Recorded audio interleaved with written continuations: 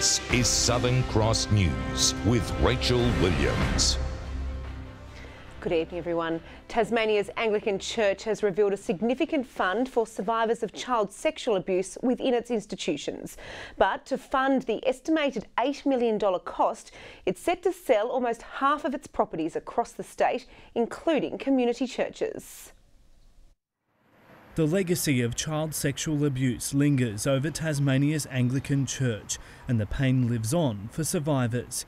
Now church leaders are counting the cost of the institution's past failings and the need for redress. During Lent, we had a period of lament and a repentance for our past sins in this area, to take seriously before God what had happened in our church.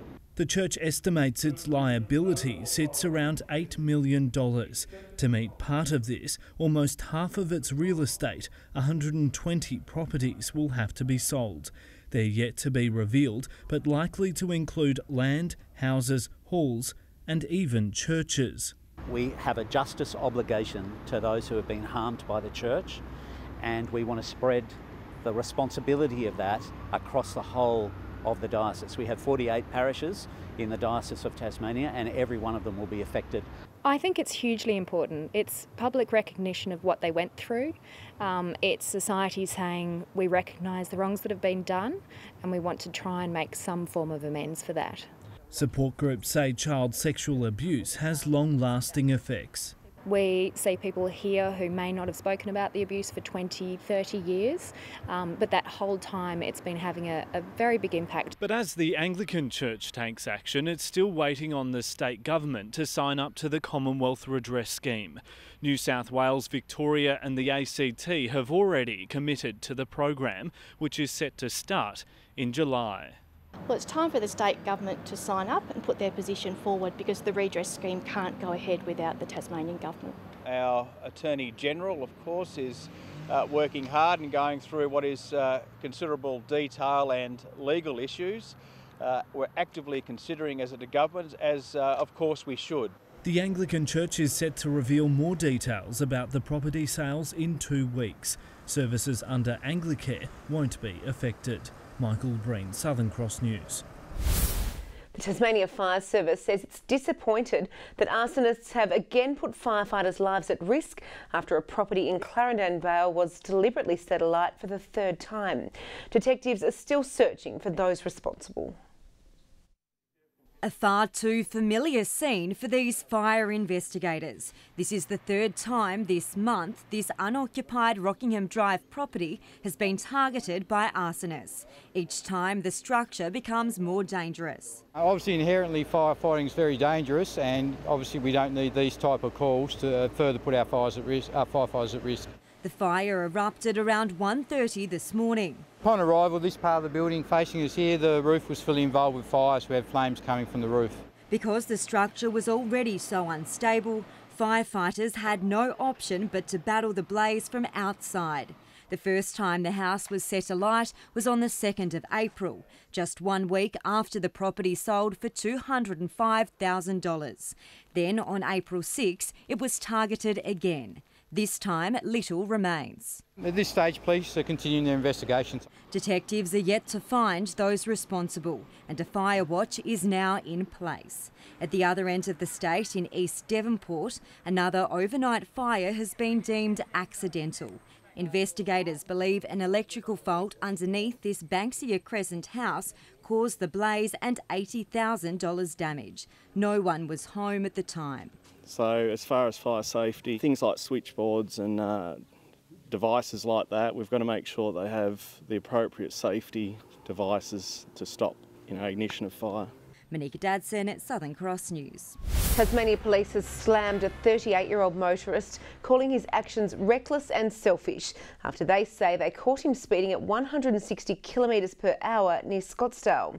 Police has intercepted him on the Tasman Highway yesterday afternoon, where the speed limit is 100 kilometres per hour.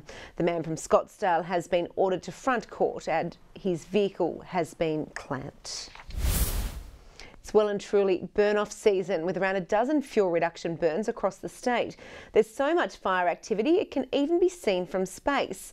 NASA sharing a picture taken from the Aqua satellite on Friday showing plumes of smoke from several fires. The fire service says strategic fuel reduction burns can make bushfires safer and easier to fight. A prominent water reservoir in Rokeby has been transformed into a canvas for street artists. Taswater and Clarence Council are using the project to help encourage the good kind of graffiti to help prevent offensive and illegal tagging. Creating a new face for this giant water tank, young artists and mentors have spent the weekend transforming an eyesore into a work of art. You don't often get to work on a large scale such as this. Yeah, it's pretty nice having a bit of artistic freedom to do what you like. For 20-year-old Harrison, street art is a genuine passion, but it's one that can land you on the wrong side of the law. When I was a bit of an angry teen at some point, and yeah, definitely, it was a bit destructive. I got caught and paid the price for that. This 235 square metres of blank canvas, a rare opportunity for local street artists. Taswater offering up its infrastructure in the hopes of covering up and preventing illegal graffiti. I have a lot of issues with fences being cut and finding unsightly, offensive graffiti on the tanks, so this is a way to make it prettier. So we do know that if there is good artwork and the artists are respected and well known within the community, that the artwork is less likely to be tagged. Taswater is considering expanding the pilot program, with this a better option than anti-graffiti coating, which can cost $200,000. Especially with like the Mona and David and all that going on, Hobart's getting, I know people are starting to be a lot more open-minded around art, which is quite nice. Michael Breen, Southern Cross News. Hundreds of Tasmanians have dressed up and pounded the pavement to commemorate our state's convict past. Organisers describing today's fun run as the best event yet. Doing time for the fun of it. More than 300 people punishing themselves to a day's hard labour, running 5, 12, 25 or even 50 kilometres for the annual Convict and Wenches Beach Run. This is the most people that we have ever had, so we're all very excited that we've been able to put this on and that so many people have come out. I think maybe the perfect weather today has helped as well. Many commemorating our convict past with fancy dress. A couple of girls I come to the run with have gone, oh, you wouldn't kid up, or you want to bet? And that's the end of that. And I wasn't allowed to see the outfit until I rocked up this morning, and this is what I was dealt with. This is the best we could do with Kmart pyjamas, basically. Something the wife made for me. The event's founder, Ian Cornelius, is a descendant of a first fleeter. He wants the event to acknowledge the hardship convicts endured to build our land, and of course for runners to have some fun along the way. This is just a crazy event where people want to come out and have some fun in our national parks, really, and enjoy the beaches that we have here in Tasmania. Just a lovely, beautiful track along the coast and very peaceful. What was it like to run in that? Actually not too bad. Yeah, fairly free. This was a bit tight, but apart from that, yeah, no, pretty good. Those who dressed up now setting a challenge for next year. The competition's on. Yeah, best dress. Yeah. Monica Dadson, Southern Cross News. Launceston have made the most of their home ground advantage to claim victory against Glenorchy in the TSLW today. Maggie Cuthbertson got things going for the Blues, booting the first major of the match before Natalie Daniels hit back for the visitors with a two of her own to give the Pies a narrow half-time lead. It was a tight tussle in the second, but the reigning premiers held their nerve to kick away late in the game. 2 goals each from Abby Green and Emma Mannix-Jeeves saw the Blues home by 22 points. To the NPL, and Launceston City are narrowly clinging on to top spot on the ladder after playing out a 0-0 stalemate with South Hobart overnight, as Devonport managed to narrowly avoid an upset defeat at the hands of the Northern Rangers. Striker skipper Braden Mann struck first for the visitors before the home side square things up before half-time, courtesy of Dan Christie.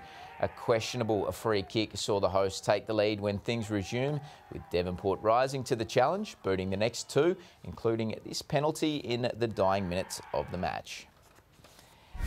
It's been an up and down weekend on the road for the state Seawolf sides. The Tawns notched up their first win of the season today, with the Chargers men's side also getting the job done. But the women's side and the Northwest Thunder failed to fire in both of their matches.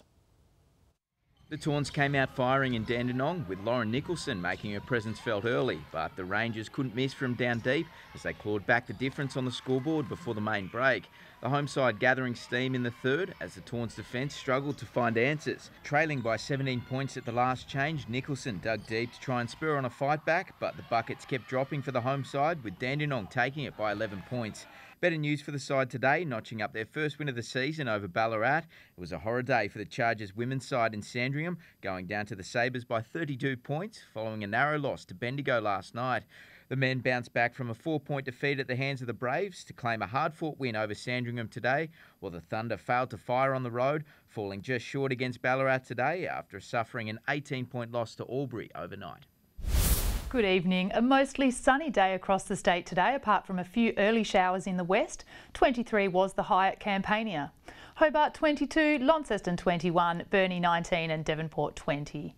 21 today at Flinders Island, St Helens, Friendly Beaches and Grove. Ouse, Maria Island and Smithton 20. 19 for Strawn, Lowhead, King Island and also Liawini. Here we can see low-level cloud around the northwest and west, patchy low-level cloud around the north and the rest of the state mostly cloud-free. Low-level cloud is seen here across the northwest and west of Tasmania and coastal areas of Victoria. Scattered mid to low-level cloud is over New South Wales and Queensland.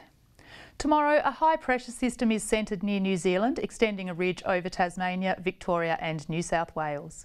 Coastal waters now, winds reaching 25 knots about the south during the morning, 5 to 15 knots elsewhere.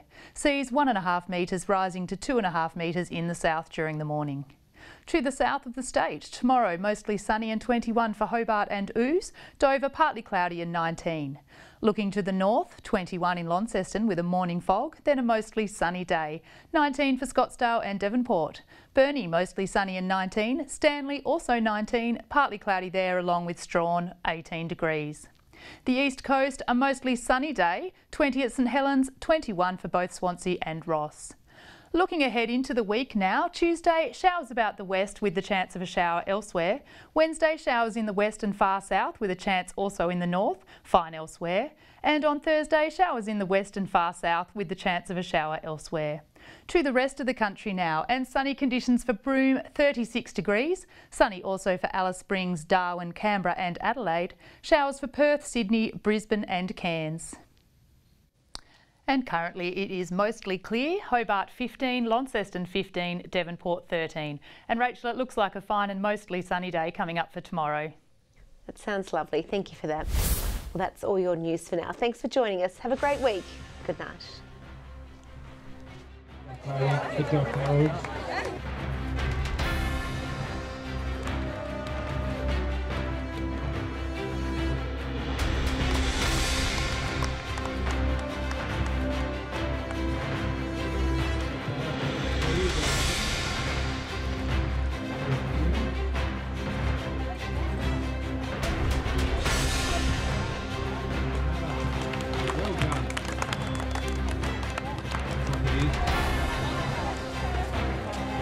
Well done. Yes, up in the air. Yes, excellent. Yes. Good job.